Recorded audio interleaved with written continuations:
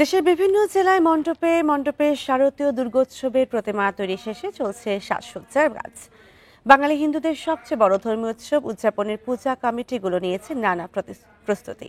নির্বিঘ্নে উৎসব আয়োজনে তৎপর প্রশাসন। বান্ডেল থাকলে প্রতি সেনমানিতে টাকা বাঁচবে। বিকাশ সেনমানি বান্ডেল কিনে জিতুন প্রতি লেনদেনে। শারদীয় দুর্গোৎসবে দেবীর বোধন ২৭ সেপ্টেম্বর।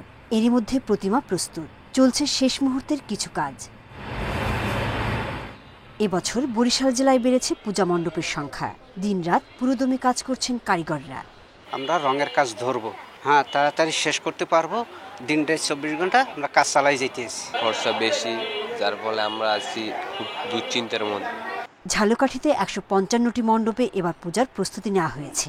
উৎসব রাঙিয়ে তুলতে ব্যস্ততার শেষ নেই প্রতিমা শিল্পীদের। তবে তাদের অভিযোগ, প্রয়োজনীয় উপকরণের দাম বাড়লেও সে তুলনায় বাড়েনি তাদের মজুরি। তলির দাম বেশি, কাঠের দাম বেশি, বাঁশের দাম বেশি, এদের শ্রমিকের দাম বেশি। কাজগুলো ভালোই হচ্ছে, মায়েরই সবই কিনবে, আশীর্বাদ থাকতে হইবে।